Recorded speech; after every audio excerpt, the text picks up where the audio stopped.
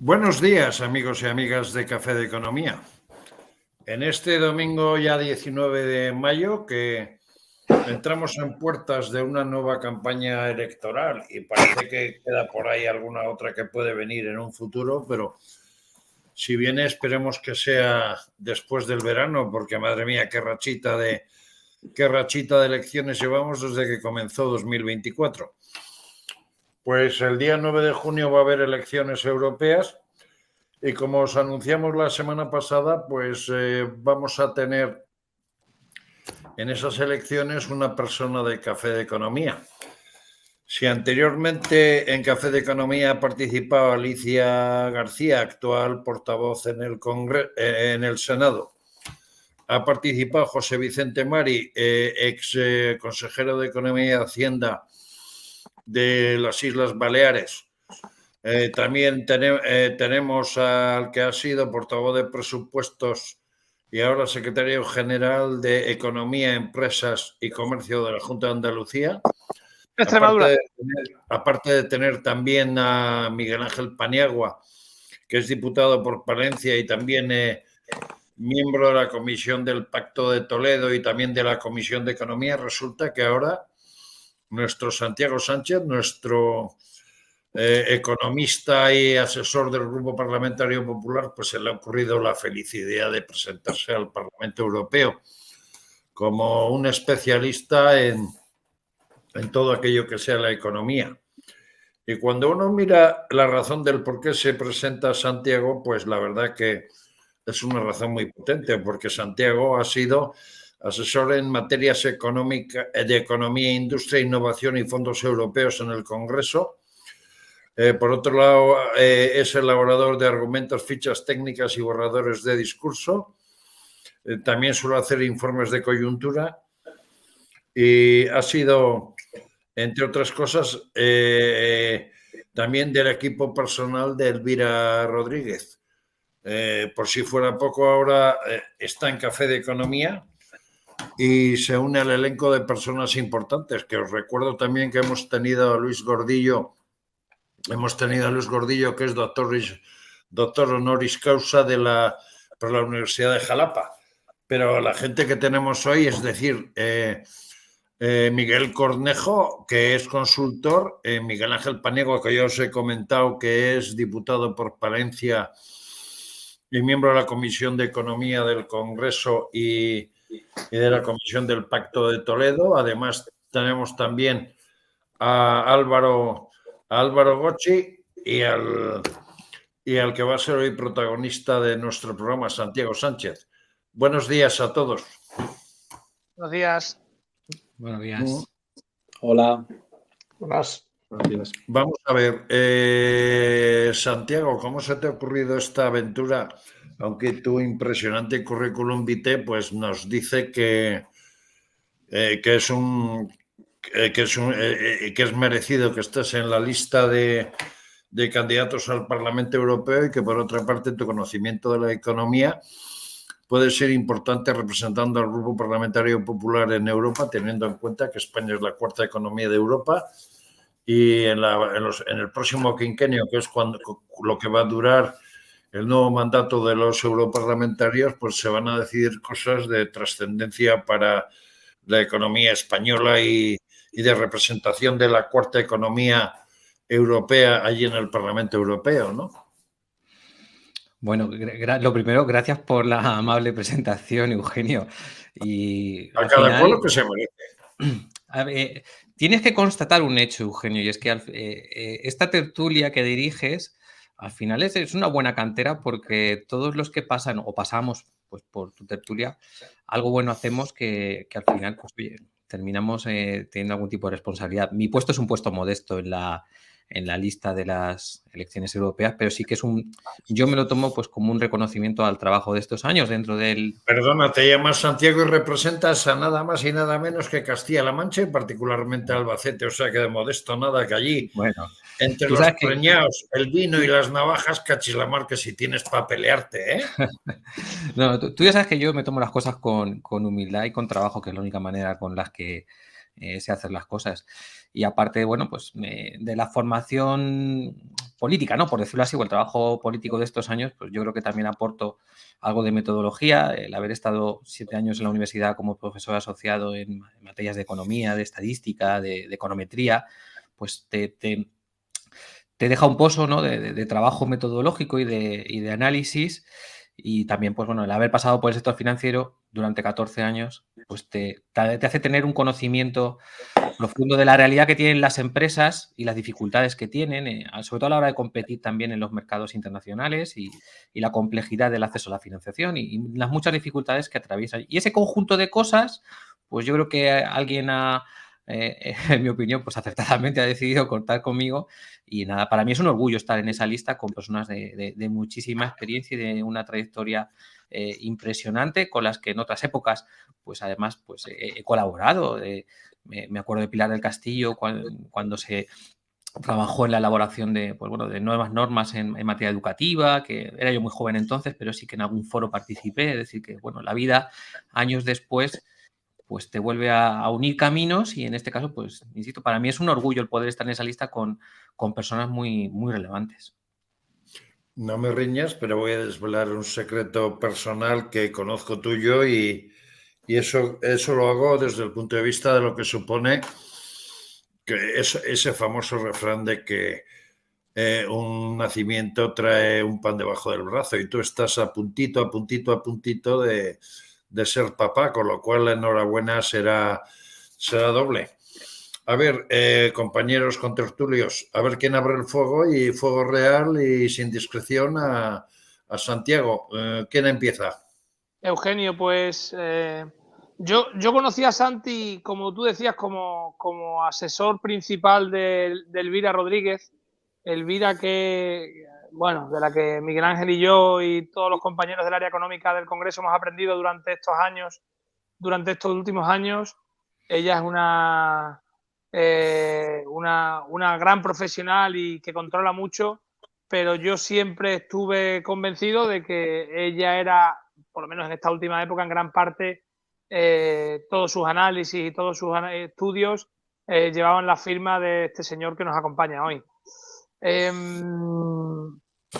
Con un trabajo que no había visto, que mucho no ha visto la luz, porque mucho solo lo hemos visto a nivel interno en el Grupo Popular, pero tengo que destacar que cuando nadie tenía datos, bueno, seguimos sin tenerlos realmente, pero cuando nadie tenía datos sobre ejecución de fondos europeos, el Partido Popular, de la mano de nuestro amigo Santi y del equipo informático del partido, con Javi, en fin, con algunos más, montaron un sistema de vigilancia de fondos europeos que para sí lo querría cualquier ministerio o cualquier partido político de este país. Doy fe de ello, porque es impresionante la cantidad de datos que tiene, y hablar con Santiago es hablar como con una enciclopedia, ¿no? En cuanto a datos y temas e historias. Así es. Y ese trabajo bueno, pues está ahí, además de los análisis, además de los estudios, además de la ayuda que nos hacía a todos los diputados en todo el ámbito económico. Yo creo que Santi es un tío que tiene ese perfil europeo que hace falta en los europarlamentarios, o haría mucha falta que los europarlamentarios que defendieran a España tuvieran ese perfil europeo. Para el Partido Popular sería un lujo que alguien con su conocimiento sobre los fondos europeos, sobre las empresas españolas, sobre la financiación de estas empresas, tuviera entrada allí. Sería muy importante, créeme. Yo que lo veo ahora desde el punto de vista de la gestión y cómo dependemos para todo de políticas europeas, sería fundamental tener a alguien con ese perfil y con esa sensibilidad allí. Y yo, pues como él sabe que le quiero un montón y que valoro su trabajo y que creo que tiene una profesionalidad a prueba de bombas y que lo va a hacer bien donde le pongan, espero que tengamos los extremeños también, los españoles, el buen ojo de votar mayoritariamente a la lista en la que va Santi, para que su número sea posible y llegue hasta él y pueda asumir su puesto como eurodiputado. Yo no deseo nada más. Vamos a seguir la ronda y luego vamos a hacer fuego real en cuanto a que nos cuente aspectos del programa económico del Partido Popular de cara a las elecciones europeas. Miguel Ángel, sí. te toca. Voy. Bueno, primero felicitarle, lógicamente, darle la enhorabuena a Santiago por estar incluido en la lista a las elecciones europeas. Y después hay que decir que Santiago es una persona de fiar, lo cual es importante para una lista, para una candidatura política. Es una persona de fiar porque a nivel profesional todo lo que él te traslada siempre de informes o de ideas o de argumentos o de análisis son fiables, son datos en los que te puedes fiar y mensajes de los que te puedes fiar. Y segundo, porque a nivel personal es una persona es muy entrañable, pero es una persona Se hace querer rápidamente. que siempre está ayudando a todos, echando una mano, colaborando con todos. Es importante para cualquier equipo político que trabaje en este mundo y sobre todo porque siempre tiene un buen gesto, una buena palabra. O sea, es una persona como muy acogedora, ¿no? Entonces, por las dos partes, tanto por el punto de vista profesional como por el punto de vista personal, es una persona absolutamente fiable en que se puede confiar. Vamos a pasar al tercer contertulio del día, que es Miguel Cornejo. Tú le conoces de hace poco tiempo, pues desde que participa en las tertulias de Café de Economía. Pero Miguel, tú como consultor, ¿qué puedes hablar de Santi, o sea, conociendo directamente el trabajo que hace a través de sus charlas y de sus intervenciones en Café de Economía y en medios de comunicación? Y en redes, sí, sí. Digamos que les sigo. Y hay una cosa que, bueno, se han dicho dos cosas muy importantes respecto a nuestro candidato, digamos. Una es la capacidad de trabajo y de análisis. Yo añadiría que no solamente reunir los datos, sino entender lo que significan, ver las perspectivas, cosa que por desgracia no es algo que se pueda dar por sentado en muchísimos de los que van a Bruselas. Y otra cosa que se ha dicho es ese carácter que tiene, que es capaz de buscar la forma de aportar, capaz de construir. No va a defender una tesis, va a intentar encontrar una solución. Eso lo hemos visto muchas veces, tanto aquí como en otros ámbitos, y eso es algo que en Bruselas funciona. Allí no se va a hacer un discurso con una fotocopiadora. Ahí se va a intentar llegar a un acuerdo con otro grupo y aquí cedo aquí, aquí cedo acá y a cambio de eso conseguimos esto otro y para eso tienes que tener tanto la foto completa, el conocimiento, como el talante y la paciencia. Y yo creo que hay muy pocos políticos que yo conozca que tengan la capacidad de hacer las cosas bien como las tiene este caballero. Y como último de esta ronda le hemos dejado a Álvaro Gochi, diputado del Parlamento Vasco desde el pasado martes, y va a ser responsable de Economía del Partido Popular del País Vasco en el Parlamento. Es ingeniero industrial, ya le conocéis de la semana pasada y se va a incorporar a Café de Economía. Álvaro, tú no tienes un conocimiento directo de Santi, pero yo te pediría que rompas el fuego y leña al mono para que nos cuente a ver qué va a ofrecer o qué va a ofrecer el Partido Popular de cara a Europa en esta próxima legislatura desde el punto de vista económico. Venga, perfecto. Yo, bueno, lo primero, unirme a la felicitación, y sí que es verdad que no le conozco tanto de tertulias a Santi, pero sí que lo conozco de redes y sí que le he leído y sí que es una persona a seguir, y para mí poder trabajar esta campaña electoral para poder garantizar que él salga va a ser un auténtico honor, y nos vamos a dejar la piel como nos la dejamos cuando nos presentamos nosotros, porque creemos que será bueno para Euskadi, para España y para Europa. Y ya rompiendo el fuego, a mí sí que me gustaría empezar a hablar de un tema que nos preocupa mucho en Euskadi, que es la industria.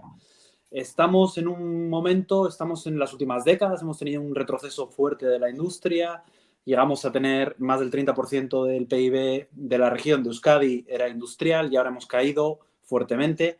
Y asociado con los problemas de la industria, me gustaría preguntar cómo se puede enfocar desde Europa esta pérdida de industria que estamos sufriendo, porque entran muchos competidores. Ahora un ejemplo claro es la industria del automóvil eléctrico.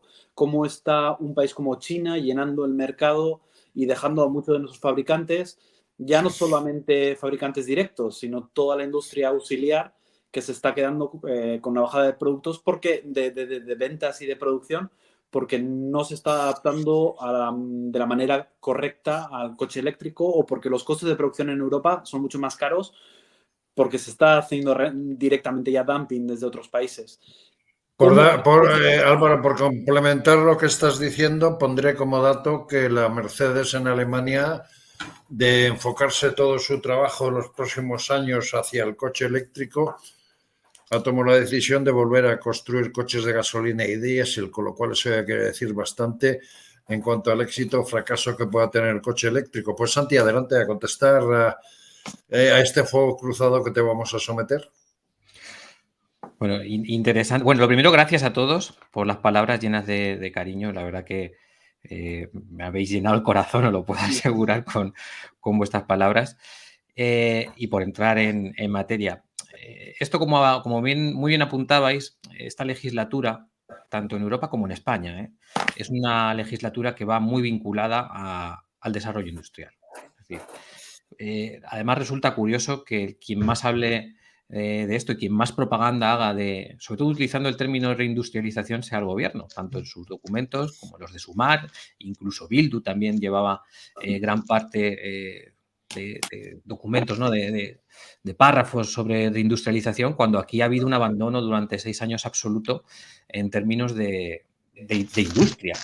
Y la plasmación de las políticas que se desarrollan en industria, donde primero se miden es en la ejecución presupuestaria. Y cuando uno va a la ejecución presupuestaria, que es algo que Miguel Ángel y Víctor conocen muy bien, te das cuenta que el Ministerio de Industria ha estado desde el año 2019 entre los 3 últimos puestos en cuanto a ejecución presupuestaria durante todos estos años. Y en el año 2023 tiene el honroso título de ser el que peor ha ejecutado. Es el peor ministerio ejecutando, con un 58% de ejecución entre todos los ministerios. Es decir, no solo se trata de hablar de industria y de reindustrializar, sino de verdad preocuparse y hacerlo de la mano de los sectores.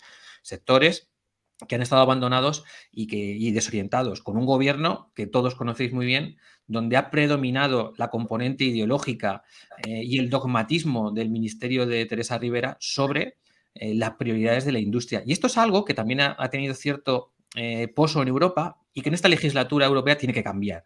Es decir, tendremos que hablar mucho de industria, de tener un compromiso medioambiental, un compromiso verde, un compromiso de transición energética, pero hablar mucho de competitividad de la industria, porque si no, tendremos deslocalizaciones y tendremos una serie de problemas que nos alejarán de lo que Álvaro mencionaba, es decir, ese objetivo europeo de lograr un 20% del peso del PIB pues de industria, que proceda de industria, para países como nosotros, para España, pues es todo un reto. Estamos en el 15% ahora. Por hablar de industria, Santiago, últimamente tanto von der Leyen como otros líderes europeos se están enfocando mucho a la necesidad de desarrollar una industria armamentística, una industria de construcción de armas. ¿Eso puede ser uno de los futuros ejes de reindustrialización de la Unión Europea? Eso se incluye dentro de lo que se ha denominado como la autonomía estratégica abierta, donde hay determinadas capacidades industriales que tienen que ver mucho pues, con nuevas tecnologías, con nuevas cadenas pues de producción.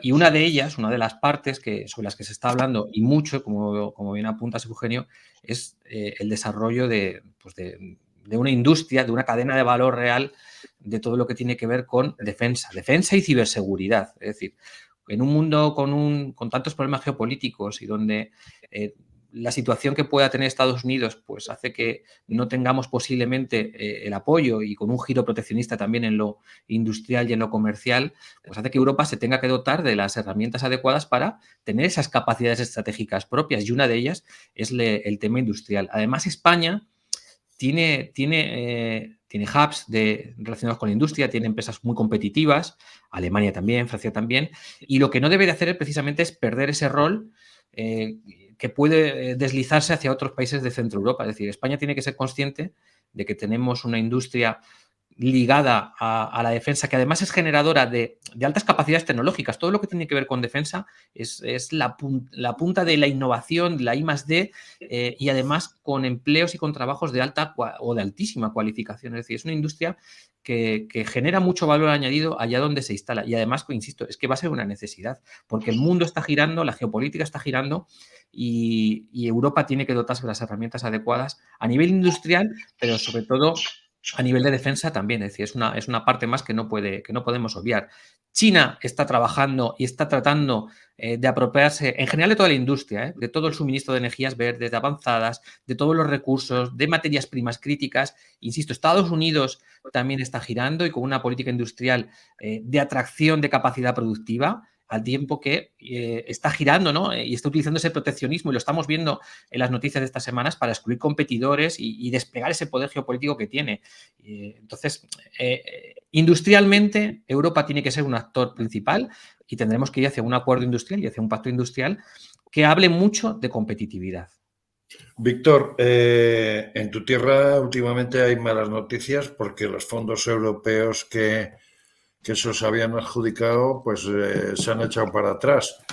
Pero eso es una sugerencia que te hago, pero pregunta lo que quieras a Santi.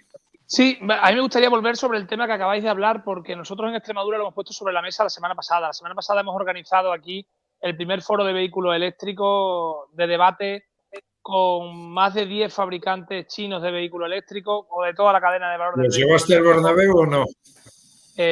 No. El que me perdí el partido del Bernabéu soy yo por atenderlos. Y les diste jamón.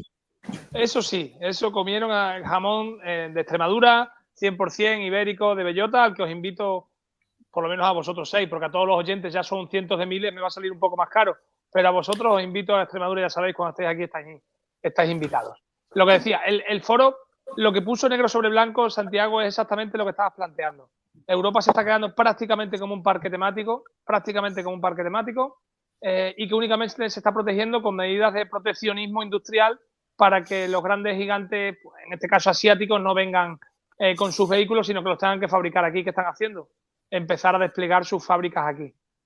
Nosotros aspiramos a que en Extremadura ya hemos hace un mes, hace 3 semanas, se anunció la llegada de una gran empresa china fabricante de cátodos de las baterías. Tenemos la gran Envision para fabricar baterías en Navalmoral de la Mata. En fin, estamos cubriendo la cadena de valor del litio entera, pero justamente creo que estamos en un momento clave de redefinición de Europa. Creo que Europa se juega ahora mismo, si se mantiene como un parque temático para el resto del mundo, un lugar de visitas de castillos, o se convierte en una potencia industrial. Yo no sé si vamos tarde realmente, pero no sé, Santiago, desde el liberalismo que nosotros defendemos, desde la creencia de que lo fabricado en UE, de que lo hecho aquí es mucho mejor y de más calidad que lo que se hace en otras latitudes, ¿cómo crees que Europa tiene que actuar ante esta realidad, que no es que me la esté inventando yo, es que la realidad que ya existe, que en los procesos fabriles es el día a día y que nos estamos encontrando, al menos yo, en todas las fábricas que visito y en los sectores que intentamos atacar en atracción de inversiones? Claro. Es complejo. Desde luego llevas toda la razón. Y lo que comentas, Víctor, es la demostración de cómo un cambio político en una comunidad autónoma puede generar unas expectativas y un giro de políticas que atraigan inversiones.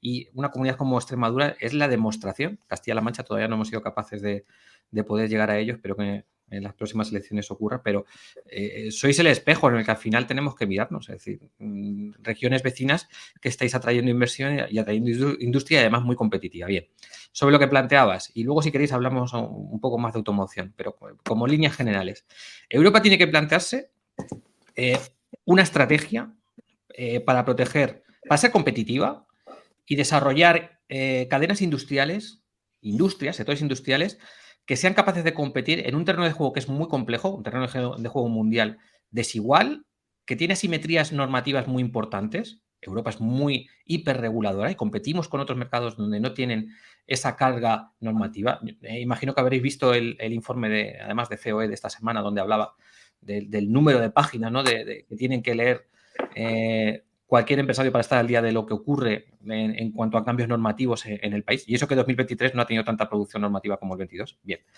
Las subvenciones y las ayudas de Estado, es decir, Europa compite primero dentro con un marco de ayudas de Estado que tendrá que redefinir, porque tenemos asimetrías también en cuanto a las capacidades fiscales dentro de los países de la Unión Europea que dificultan la competitividad dentro y hacia afuera. Y lanzo otra idea más. Tendremos que trabajar mucho más como Unión Europea de verdad y como mercado único para competir con el resto. Y también asimetrías con políticas comerciales. Tenemos problemas que van muy ligados al desarrollo industrial, que es los costes energéticos. Competimos con regiones y con países con costes energéticos, que es un factor absolutamente clave para el desarrollo industrial, mucho más bajos. Insisto, y con subvenciones mucho más importantes que dificultan la capacidad de competir a las empresas europeas. Por eso hablo de que realmente necesitamos una estrategia y una coordinación a nivel europeo para poder hacer frente a todo esto. Cuando uno se reúne con empresas o empresarios que vienen del sudeste asiático, yo creo que lo hemos comentado en alguna ocasión. O sea, a mí me chocaba porque nos decían, no, es que ustedes en Europa se están quedando con una población envejecida y son poco competitivos.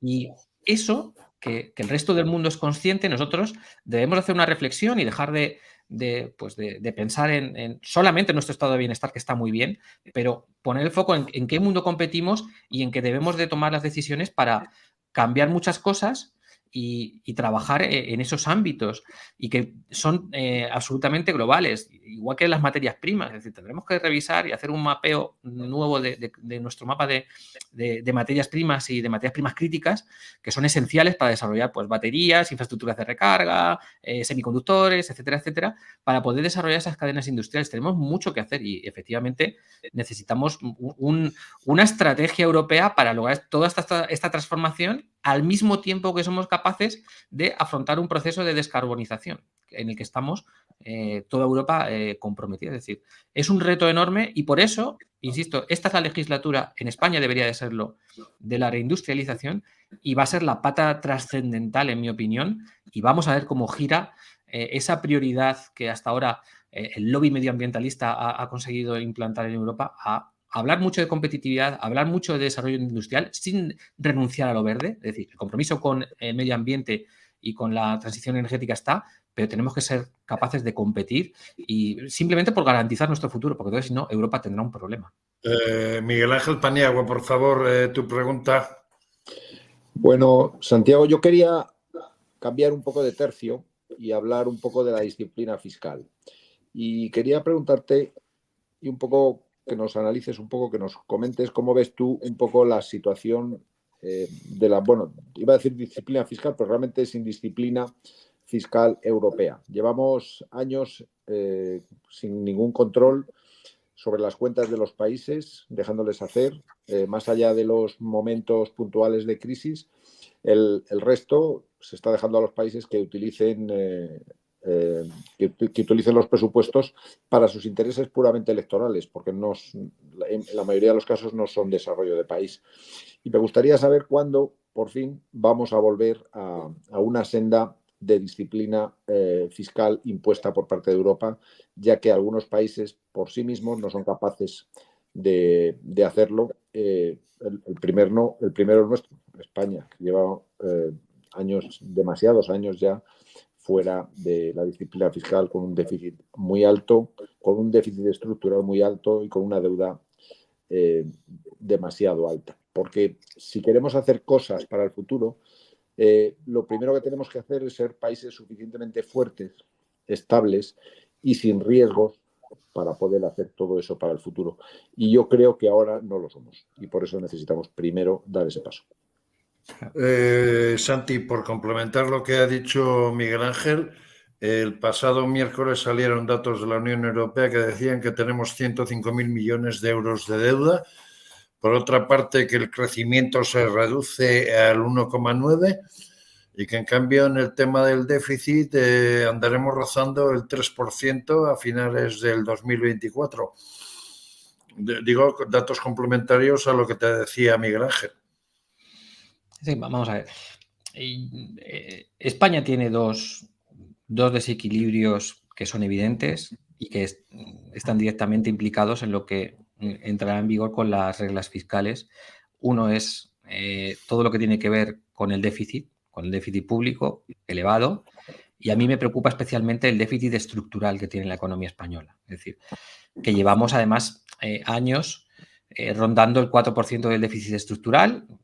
Ahora estamos cerca del 3,7% y sin previsión tampoco de que se pueda reducir en el futuro. Es decir, podremos ajustar el déficit, pero el déficit estructural va a seguir siendo muy elevado en los próximos años.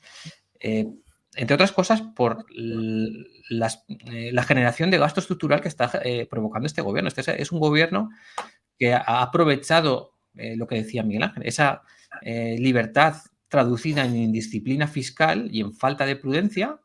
Ha cubierto gasto coyuntural con gasto estructural para poder seguir anunciando que es el gobierno más solidario, aunque luego la eficiencia de las políticas públicas, cuando se mide y se mide el impacto que tiene sobre las familias y sobre las rentas más bajas, te das cuenta de que es ineficiente la gestión que están haciendo. Pero bueno, el caso es tener un titular donde aparezca que eres el gobierno con el mayor nivel de gasto de toda la historia y que año tras año eres capaz de conseguir un nuevo récord que terminas financiando, exprimiendo sobre todo a las clases medias, que es quien soportan realmente la carga fiscal, y las empresas, con una cuña fiscal entre impuestos y cotizaciones que es de las más altas ya no de Europa, sino de la OCDE.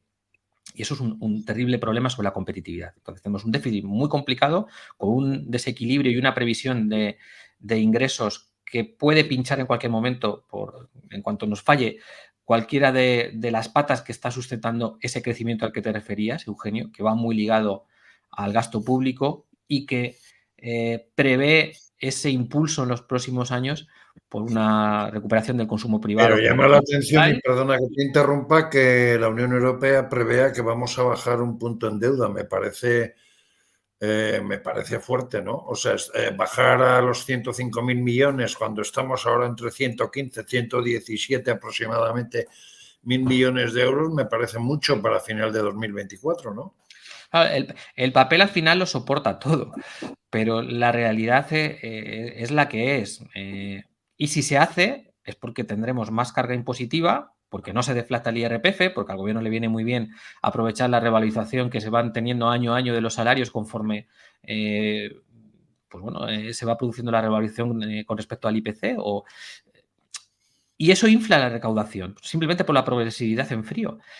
Y el IVA, que es lo que te da la medida de la actividad económica, pues lo normal es que no avance al ritmo, y ya lo hemos visto a finales del año 2023, que en este año 2024 pues no avance al ritmo al que ha avanzado en otros ejercicios en cuanto a tasas interanuales. Y la otra variable que influye mucho en esto que estábamos comentando, ¿no? de las reglas fiscales y de los desequilibrios de las finanzas públicas, es la deuda. Es decir, que estemos en un volumen récord de 1,6 billones y con una carga de intereses que va a subir en torno a 5.000 millones en el año 2024 con respecto al año 2025, y con una curva de previsión en un horizonte que hasta el año 2028 casi nos va a aproximar a los 50.000 millones, no llegará, pero casi, eso provoca que al final tengas una restricción presupuestaria, que tengas que dedicar mucha parte en un contexto de ajuste fiscal que nos van a pedir para los próximos ejercicios, y tengas que dedicar una parte de ese pastel mucho más elevada a la atención del servicio de la deuda,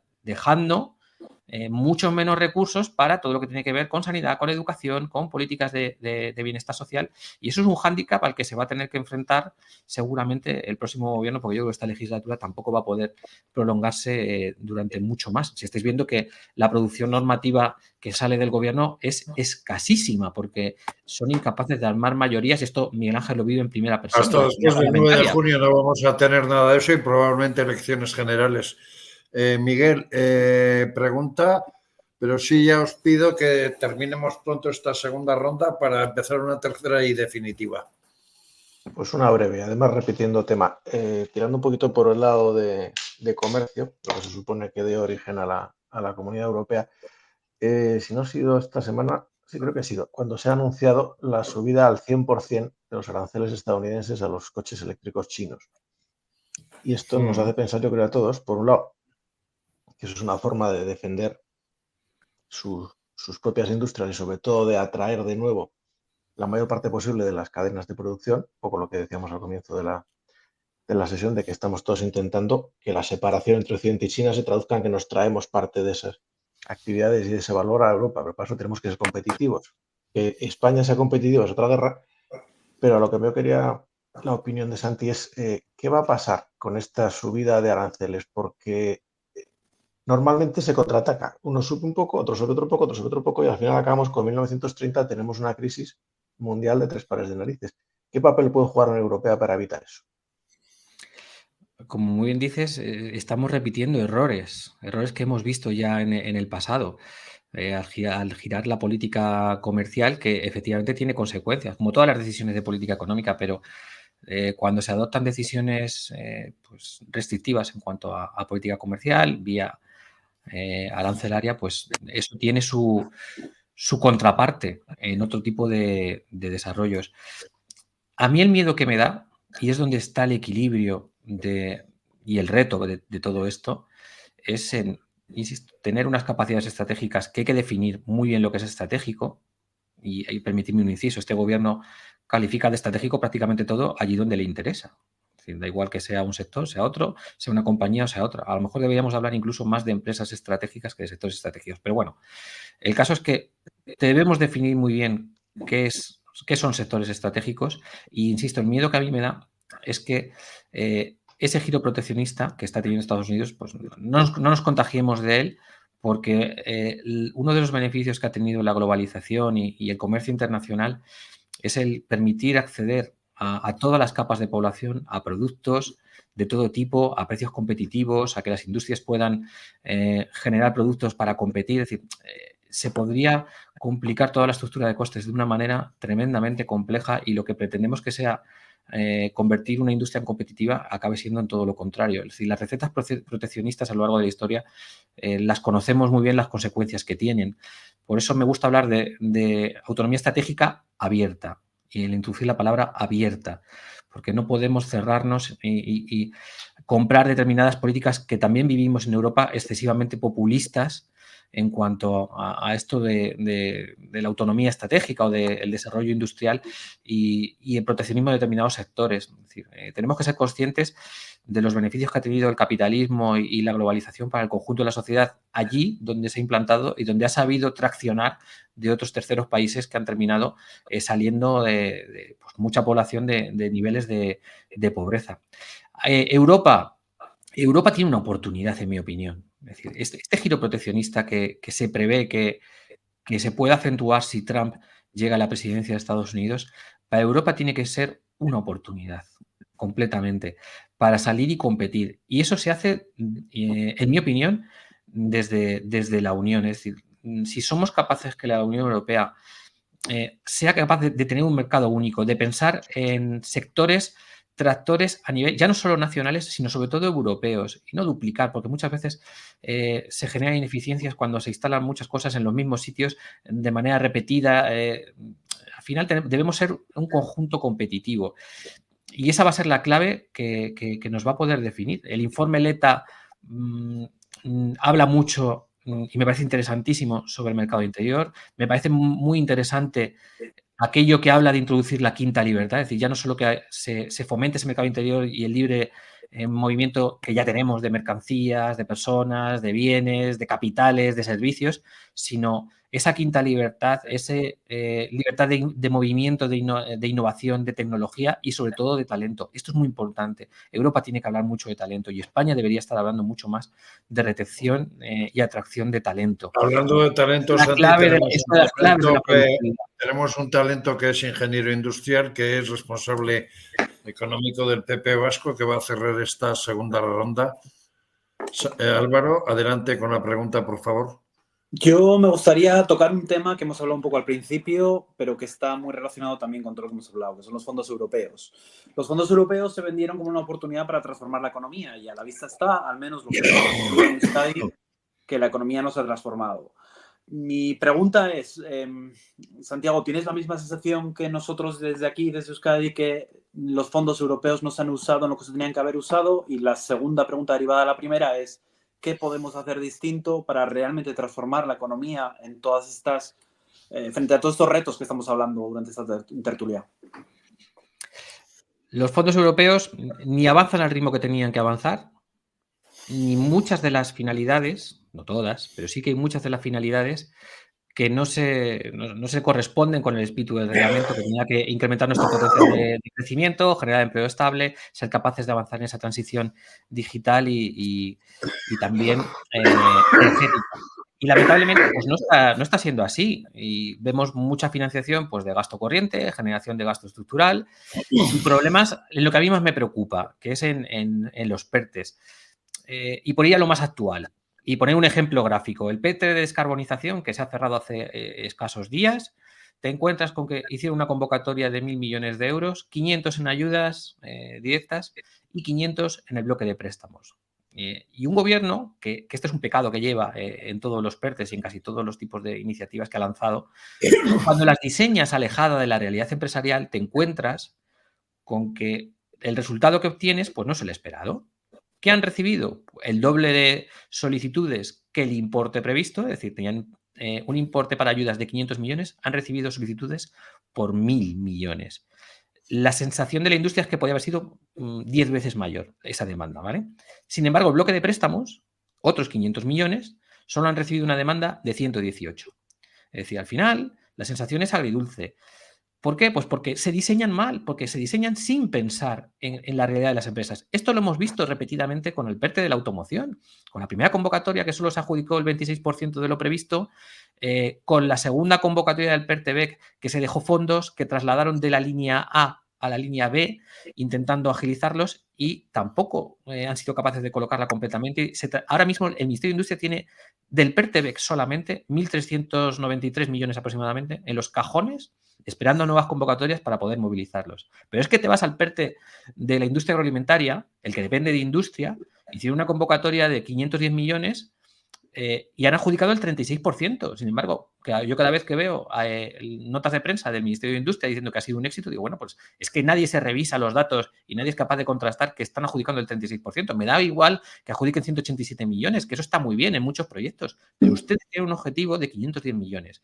Y si en una nota de un examen un alumno sobre 10 saca un 3,6, eso es un suspenso.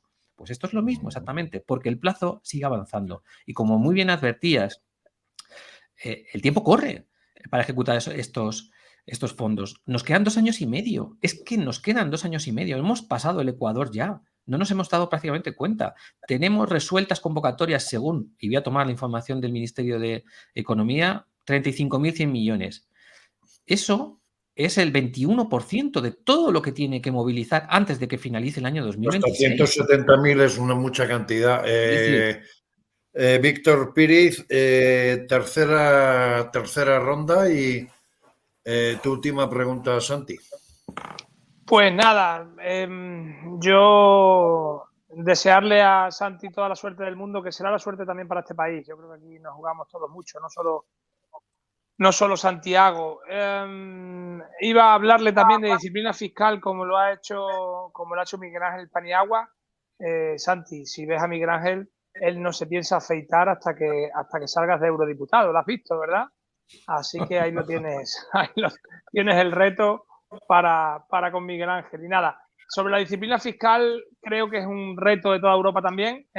Aquí hay países que no saben hacer sus deberes, no porque no sepan, sino porque no quieren, porque no creen en ellos. Yo lo he dicho en Bruselas, en el Parlamento Europeo, en 2 ocasiones, en 2 intervenciones, que Europa se tenía que poner seria con los países que no están cumpliendo. España no está cumpliendo y yo te deseo toda la suerte del mundo porque creo que en ese ámbito también vas a tener mucho que decir cuando estés en Bruselas, porque creo que para España es necesario empezar a cumplir, empezar a tener una deuda sostenible, empezar a ser un país serio, un país en el que confíen los agentes internacionales y en el que y que sea estable y que pueda volver a ser receptor de inversión extranjera directa.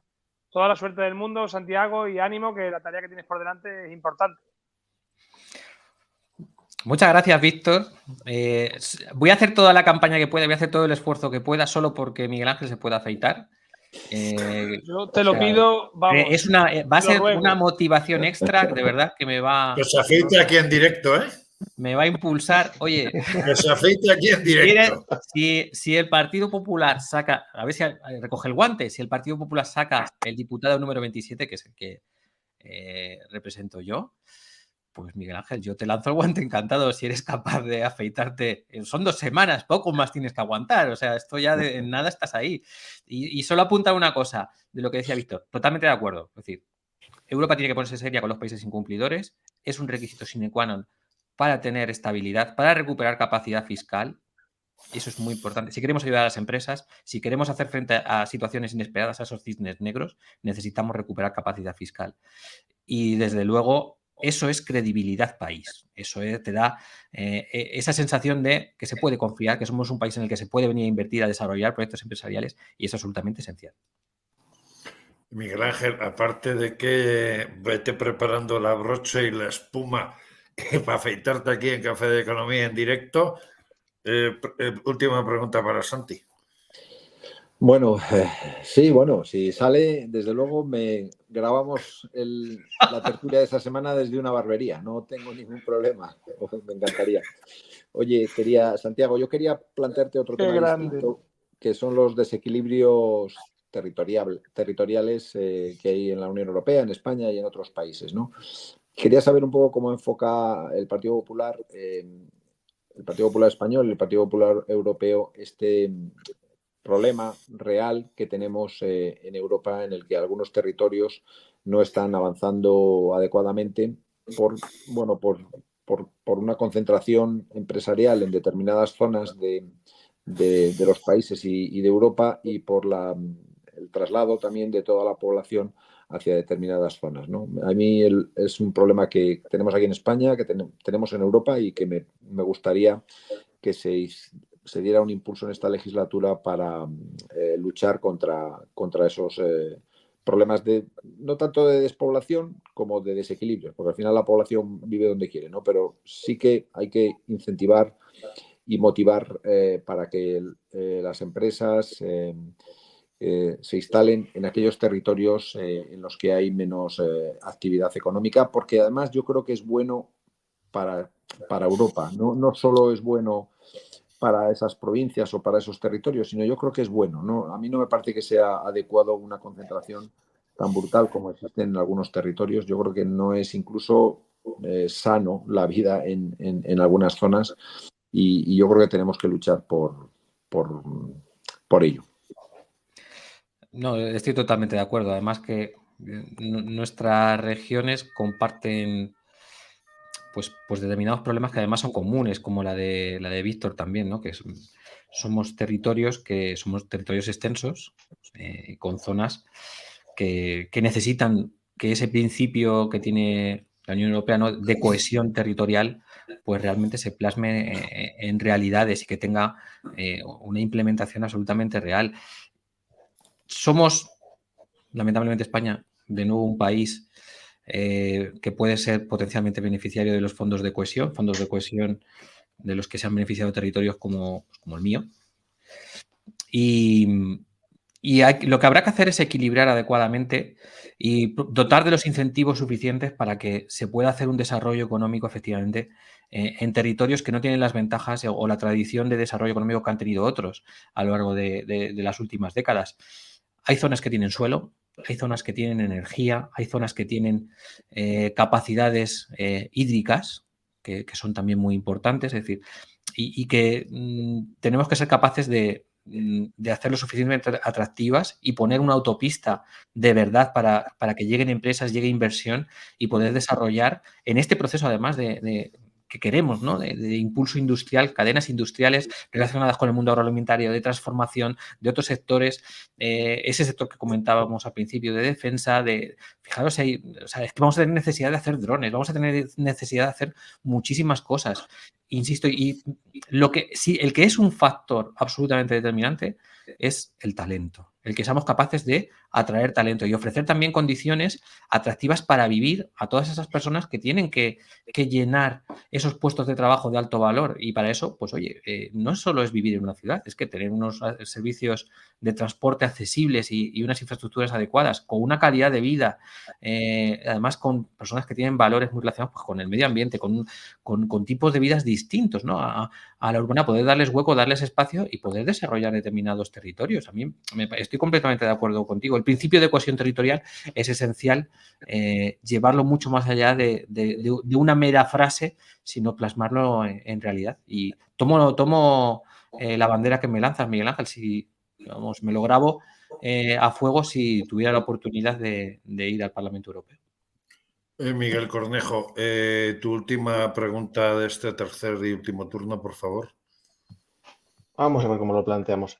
Una de las consecuencias de la crisis del COVID es que la Unión Europea ha hecho algo que no había hecho antes, y es que a nivel de la propia comunidad, de la propia Unión, se ha, digamos, generado un presupuesto, se ha, digamos, emitido deuda, es decir, se han hecho cosas a nivel Unión que si se hubieran tenido que financiar cada país por su cuenta, no se habrían podido hacer, porque ni la capacidad de emisión ni la capacidad de pagar los tipos de interés que nos iban a pedir, pues no nos podríamos haber permitido, digamos, el tipo de dinero que nos ha dado Europa.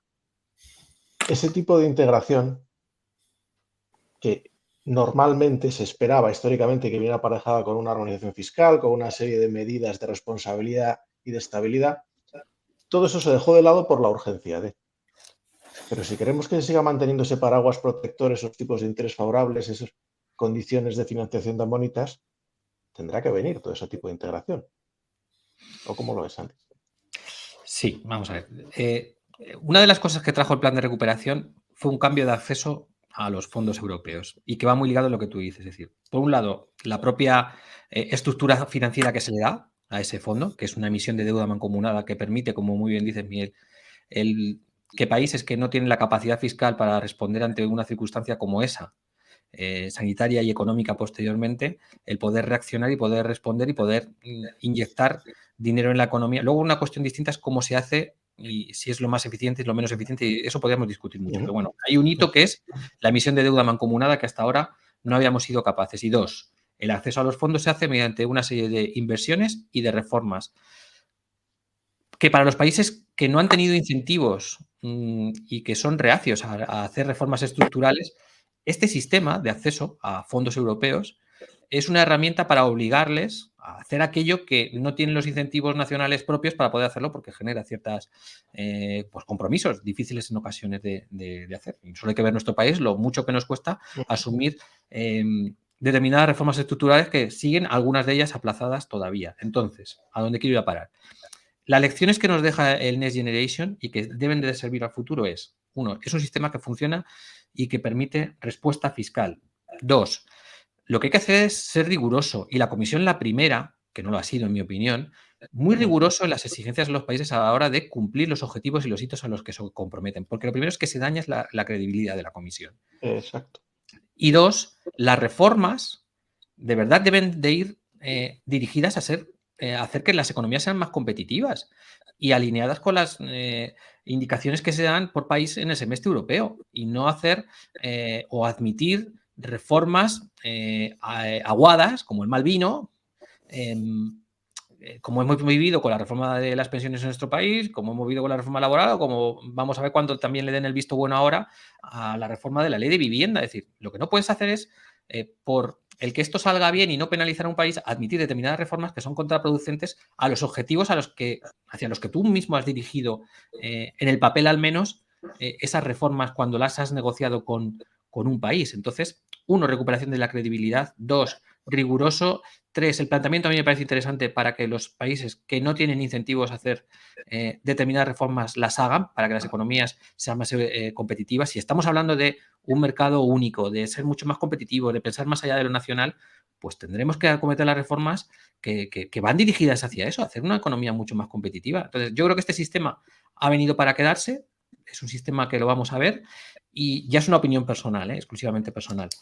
Yo creo que las lecciones, yo he sido muy crítico con el Next Generation, no tanto en el cómo y en la respuesta, que estoy completamente de acuerdo en el contexto, pero sí, eso no tiene nada que ver con que uno sea crítico y exija que las cosas se hagan bien. Lo que hay que hacer es aprender esas lecciones de lo que no se ha hecho bien y, insisto, es una opinión exclusivamente personal. Europa tendrá, si quiere de verdad afrontar ese desarrollo de industria, de cadenas de valor, de alta tecnología, de atraer inversión, tendrá que ser rigurosa a la hora de diseñar, en mi opinión, un instrumento en esta línea, que impulse la inversión a nivel europeo, pero que vaya muy dirigido a todo lo que tiene que ver con innovación y nuevos desarrollos tecnológicos y no tanto, evidentemente, a financiar cuestiones que deben de corresponder al presupuesto ordinario de cada país. Si somos capaces de enfocarlo bien, sería muy interesante. Sería conveniente que Álvaro formulara la última pregunta. Álvaro, por favor, brevedad.